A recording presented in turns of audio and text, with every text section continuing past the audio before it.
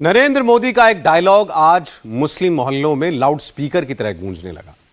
मोदी ने कहा कि कांग्रेस पार्टी की सोच माइनॉरिटी की पीठ में छुरा भोंकने वाली है। क्या आपने कभी सोचा था कि मोदी कांग्रेस को लेकर ऐसा कह देंगे? मोदी ऐसा क्यों कह रहे हैं? सच्चाई यह है कि जब से जातिगत जनगणना के आंकड़े आए, एक बात साफ हो गई कि जाति की पॉलिटिक्स करने वाले सबसे पहले मुसलमानों को डंप करेंगे, क्योंकि वो कैलकुलेशन लगा रहे हैं। 14 से 17% मुस्लिम वोट को फॉर ग्रांटेड ले रहे हैं। वो ये सोचकर चल रहे हैं कि इनके वोट तो उन्हें मिलेंगे ही। मोदी ने वही नब्ज पकड़ ली और कह दिया कि जो गरीब मुसलमान है, मैं उसे आबादी से ज्यादा हिस्सेदारी दे रहा हूं। बाकी लोग कह रहे हैं कि तुम्हारा नंबर बहुत बाद में आएगा। अब फैसला उन लोगों को करना है जो मोदी को वोट नहीं देते। मुस्लिम बस्तियों में क्या चल रहा है, मोदी के इस भाषण की कितनी चर्चा हो रही है, देखिए।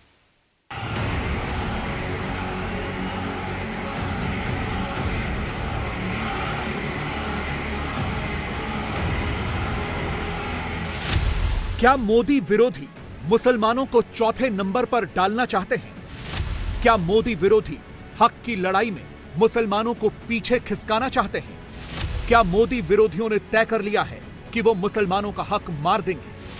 क्या जातिगत जनगणना से मुसलमानों का हक मारने की तैयारी हो रही है?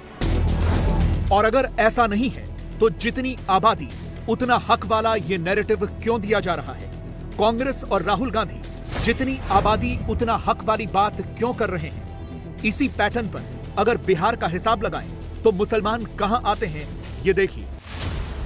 बिहार में अति पिछड़ा यानी ईबीसी सबसे बड़ा वर्ग है 36% का। दूसरे नंबर पर पिछड़ा यानी ओबीसी है 27.12%।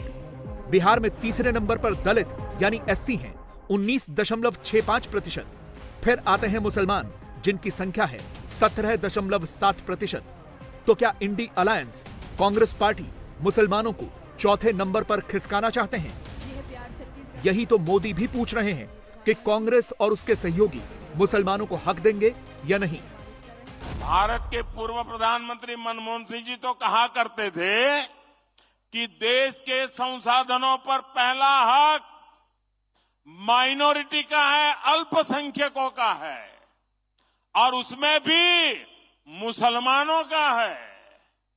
अब कांग्रेस कह रही है कि आबादी तय करेगी कि पहला हक किसका होगा।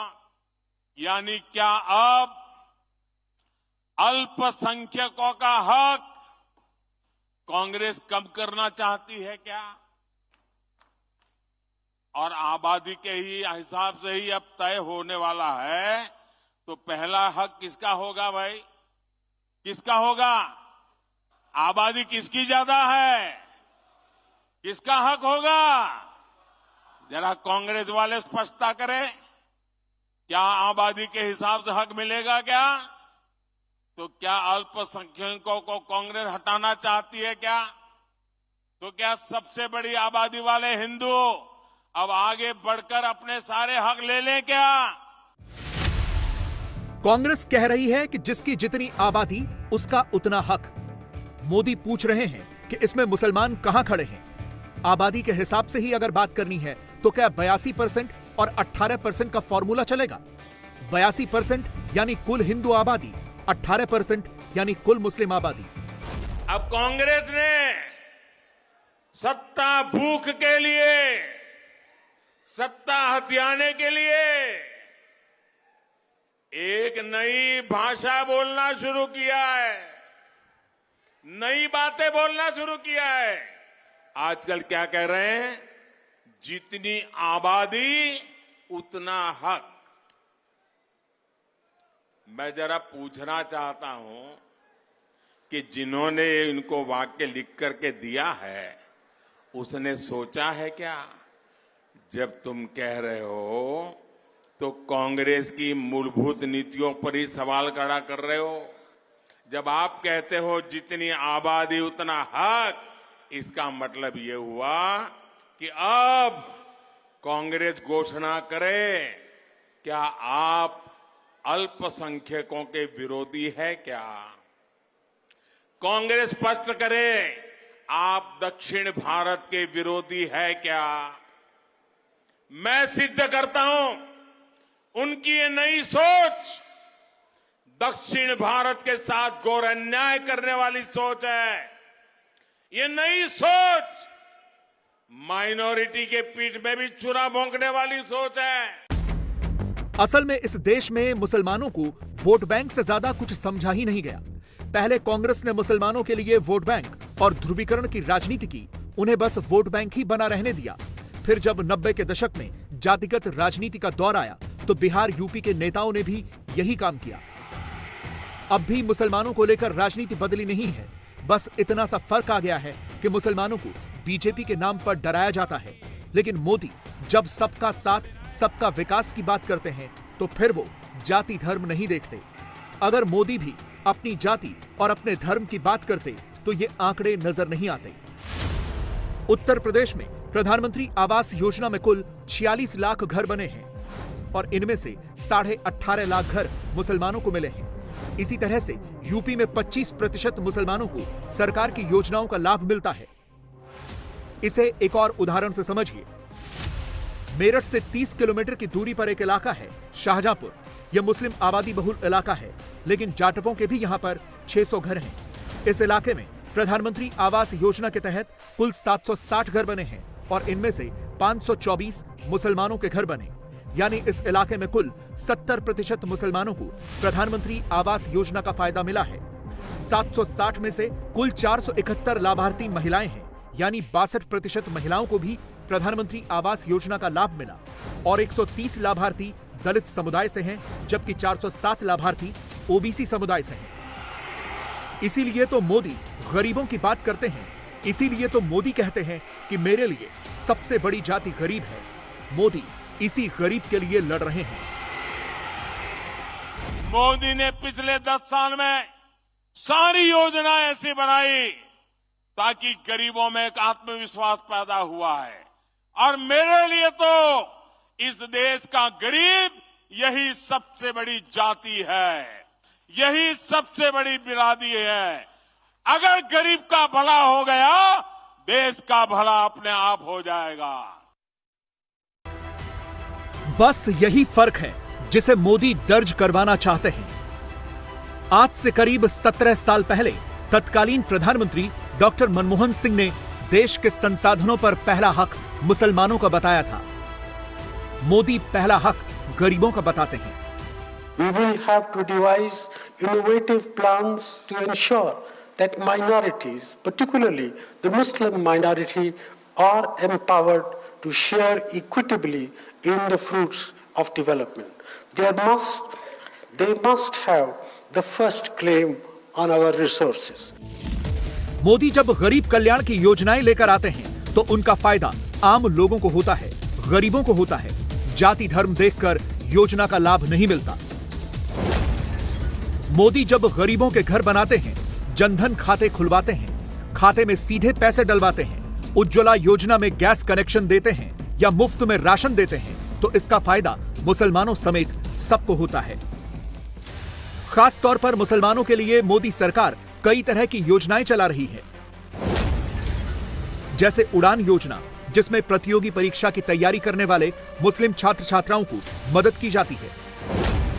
शादी शगुन योजना के तहत ग्रेजुएट मुस्लिम लड़कियों की शादी पर 51,000 रुपए की मदद मिलती है। उस्ताद योजना के तहत केंद्र सरकार मुस्लिम कारीगरों को ट्रेनिंग दिलवाती है। इसी तरह से देश के 5 करोड़ मुस्लिम छात्रों को ईदी योजना के तहत छात्रवृत्ति देने का फैसला किया गया है। मोदी तुष्टीकरण की राजनीति नहीं करते। वो मुसलमानों को वोट बैंक नहीं बल्कि बराबर का नागरिक समझते हैं, लेकिन जो बात जरूरी होती है उसे कह भी देते हैं। इसीलिए तो तेलंगाना में जाकर उन सरदार वल्लभ भाई पटेल का जिक्र करते हैं जिन्होंने हैदराबाद को भारत में शामिल करवाया, वो भी उस जिले में जाकर जो निजाम के नाम से जाना जाता हो। देश तो आजाद हुआ था, लेकिन हमारा ये हैदराबाद और ये सारा इलाका आजाद नहीं हुआ था। निजाम अड़ंगे लगा करके बैठा था कि नहीं बैठा था? बैठा था कि नहीं बैठा था? एक गुजराती बेटा सरदार वल्लभ भाई पटेल, उसने ताकत का परिचय दिया, और आपकी आजादी को पक्का कर दिया। आज दूसरा गुजराती बेटा आपकी समृद्धि के लिए आया है, आपके विकास के लिए आया है, आपकी भलाई के लिए आया है। हमने तेलंगाना में नेशनल हाईवेज, नई रेल लाइनों, नए अस्पतालों का निर्माण किया है। भाजपा सरकार ने यहां बीआरएस सरकार को तेलंगाना के विकास के लिए भारी धनराशि भी दी है, लेकिन दुर्भाग्य से बीआरएस ने तेलंगाना के लोगों के लिए जो पैसा भेजा ना, उसमें भी लूट चलाई। तेलंगाना में करीब 13% मुसलमान हैं। राज्य की 119 में से 40 सीटें मुस्लिम बहुल मानी जाती हैं। इन्हीं तेलंगाना और हैदराबाद के मुसलमानों की वजह से एआईएमआईएम के असदुद्दीन ओवैसी की पॉलिटिक्स चल रही है और इन्हीं के भरोसे तेलंगाना के मुख्यमंत्री केसीआर और उनके परिवार की भी राजनीति चल रही है। चुनाव नजदीक आते ही हैदराबाद में ऐसी मजलिसें लगनी शुरू हो गई हैं। मैं वहां पर खड़ा था, केटी रामाराव साहब मेरे को यहाँ पे बुला लिए। अब मेरे को नहीं मालूम कि गाड़ी कौन चला रहा, आप देख लो। अब आप कल दिल्ली से आए थे, उन्होंने आके क्या क्या की बोल के गए। तो उर्दू का एक शेर है कि बके जा रहा हूं जुनू में क्या क्या। और मेरी आपसे भी रिक्वेस्ट है कि आप अच्छे लोगों का साथ दो, ब्लैकमेलर का साथ मत दो। आप जो लोग नफरत पैदा करें उनका साथ मत दो। और आप हमारा रिकॉर्ड देख रहे हैं, यहां पर राम साहब की हुकूमत है, उनका भी आप रिकॉर्ड देख रहे हैं। मैं बराबर पॉलिटिक्स बात कर रहा हूं, क्योंकि अगर हम सियासत नहीं करें तो कोई और सियासत हैदराबाद से कर देगा। तो हम सियासी आदमी हैं, मगर डेवलपमेंट के लिए आगे आ रहे हैं। आपका बहुत बहुत शुक्रिया। लेकिन ये वही मोदी गैंग है जो मुसलमानों को वोट बैंक के लिए फंसा कर रखता है। ओवैसी तो कई सालों से मुसलमानों के खैरख्वाह बनना चाहते हैं, दावा भी यही करते हैं, लेकिन मोदी एक एक करके सबकी पोल खोल रहे हैं। मोदी पूरे तेलंगाना के मुसलमानों को समझा रहे हैं कि वो जिनके भरोसे हैं वो तो खुद इधर आने को आतुर हैं। केसीआर को सपोर्ट की जरूरत थी और आपने देखा होगा हैदराबाद कॉरपोरेशन के चुनाव के पहले वो एयरपोर्ट में पूरी फौज लेकर के मेरा स्वागत करने के लिए आते थे, बढ़िया बढ़िया माला पहनाते थे, बहुत सम्मान करते थे, याद है ना? फिर क्या हुआ भाई, अचानक बंद हो गए। अचानक इतना गुस्सा क्यों निकल रहा है? इसका कारण यह है कि हैदराबाद के चुनाव के बाद, ये भी तारीख चेक कर ले मीडिया वाले, वो दिल्ली मुझे मिलने आए, बहुत बढ़िया मुझे शाल उड़ाई, बहुत मुझे आदर किया और इतना प्यार दिखाया, ये केसीआर के कैरेक्टर में ही नहीं है। और फिर मुझे कहने लगे कि आपके नेतृत्व में देश प्रगति कर रहा है, हम भी एनडीए का हिस्सा बनना चाहते हैं, आप हमें एनडीए में शामिल कर दीजिए। मैंने कहा आगे क्या? बोले हैदराबाद में म्युनिसिपल कॉरपोरेशन में हमारी मदद कर दीजिए। मैंने केसीआर को कहा आपके कारनामे ऐसे हैं, मोदी आपके साथ जुड़ नहीं सकता है। हमें कोई पागल कुत्ता ने काटा है क्या कि एनडीए में हम जाके शामिल हो जाएं? आज पूरे के पूरे पार्टी आपको एनडीए को छोड़ के बाहर जा रहे हैं। आपको अगर आप देखेंगे, शिवसेना छोड़ के गई आपको, जनता दल यू आपको छोड़ के गई है, तेलुगु देशम आपको छोड़ के गई है, शिरोमणि अकाली दल आपको छोड़ के गई है। साथ है कौन आपके? सीबीआई, ईडी, आईटी, इनके अलावा है कौन आपके एनडीए में? आज प्राइम मिनिस्टर ये मानते हैं अपने आप को कि वो बहुत क्लीन आदमी है और बाकी पूरा दुनिया करप्ट है। प्राइम मिनिस्टर को मैं याद दिलाना चाहता हूं, क्या हो गया हिमंत बिस्वा शर्मा पे जो केस था, आपके पार्टी में शामिल हो गए, केस गायब। और आप जब बात करते हो प्राइम मिनिस्टर साहब कि फैमिली पॉलिटिक्स, डायनेस्टी, मैं आपसे पूछना चाहता हूं, है कौन अनुराग ठाकुर? धुमाल के बेटे नहीं है। ज्योतिरादित्य सिंधिया कौन है? माधवराव जी के बेटे नहीं है क्या? है कौन जय शाह? कोई क्रिकेटर है? कोई बहुत बड़े कोच हैं? कौन है जय शाह? क्या आपने उनको बीसीसीआई के जनरल सेक्रेटरी बना दिया? आप जब बात करते हो प्रधानमंत्री जी, सोच के संभल के करना, क्योंकि केसीआर फाइटर है, वो चीटर के साथ काम नहीं करते। केसीआर जी कभी भी जिंदगी में आप जैसे लीडरों के साथ, आप जैसे पार्टियों के साथ कोई समझौता नहीं करेंगे। हम पूरे विश्वास के साथ ये कहते हैं, हम कोई दिल्ली के गुलाम नहीं है, हम गुजरात के गुलाम नहीं है, दिल्ली के गुलाम नहीं है। हम तेलंगाना जनता के आशीर्वाद से आज तेलंगाना में 2 बार चुने गए। देश में करीब 21 करोड़ के आसपास मुस्लिम आबादी है। सबसे ज्यादा असम में 34%, पश्चिम बंगाल में 28%, केरल में 27%, यूपी में करीब 19%, बिहार में 17.7%, झारखंड में 15%, कर्नाटक में 12%, महाराष्ट्र में 11%, राजस्थान में 8.5% मुसलमान हैं और इन राज्यों में मुसलमान विकास के पायदान पर बहुत पीछे खड़ा है। मोदी इसी तस्वीर को बदलना चाहते हैं। वो मुसलमानों को किसी जाति धर्म में नहीं उलझाना चाहते।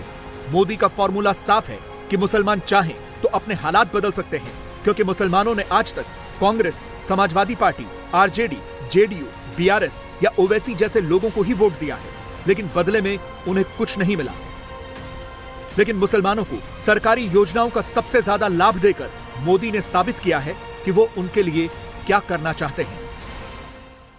इंडिया टीवी हर वक्त हर जगह डाउनलोड करने के लिए सर्च करें India TV news Google play store या ऐप स्टोर पर।